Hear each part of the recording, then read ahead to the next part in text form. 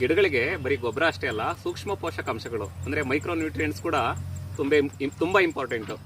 ಹಂಗಾಗಿ ನಾವು ಗಿಡಗಳಿಗೆ ಸೂಕ್ಷ್ಮ ಪೋಷಕಾಂಶಗಳನ್ನು ಕೊಡಬೇಕಾಗುತ್ತೆ.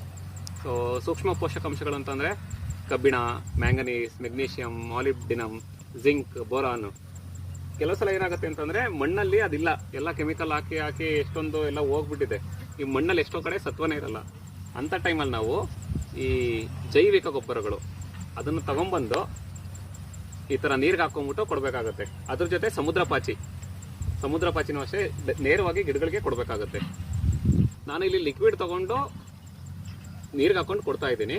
ಇನ್ನು ಈ ಮೈಕ್ರೋ ನ್ಯೂಟ್ರಿಯೆಂಟ್ಸ್ ಏನು ಬರುತ್ತೆ ಅದು ಗ್ರ್ಯಾನ್ಯುಲರ್ ಸಹ ಬರುತ್ತೆ. ಅದನ್ನು ನಾವು ನೇರವಾಗಿ ಗಿಡಗಳಿಗೆ ಹಾಕ್ಬೋದು.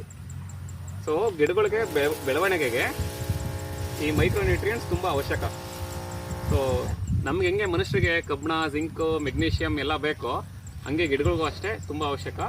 ಸೊ ನೀವು ಕೆಲವು ಸಲ ಏನಾಗುತ್ತೆ ಅಂತಂದರೆ ನಾವೆಲ್ಲ ಗಿಡ ಎಲ್ಲ ಗೊಬ್ಬರ ಎಲ್ಲ ಚೆನ್ನಾಗಿ ಕೊಟ್ಟಿದ್ದೀವಿ, ಆದರೆ ಹಣ್ಣು ಹಿಡಿತಿಲ್ಲ, ಹೂ ಕಚ್ಚುತ್ತಿಲ್ಲ. ಸೊ ಹೂ ಬರುತ್ತೆ ಆದರೆ ಉದುರೋಗುತ್ತೆ ಅನ್ನೋ ಸಮಸ್ಯೆಗಳು ಬರೋದೇ ಈ ಮೈಕ್ರೋ ನ್ಯೂಟ್ರಿಯೆಂಟ್ಸ್ ಕೊರತೆಯಿಂದ. ಹಂಗಾಗಿ ನೀವು ಈ ಮೈಕ್ರೋ ನ್ಯೂಟ್ರಿಯೆಂಟ್ಸ್ನ ಎಕ್ಸ್ಟರ್ನಲ್ಲಿ ಕೊಡಬೇಕಾಗುತ್ತೆ. Thank you.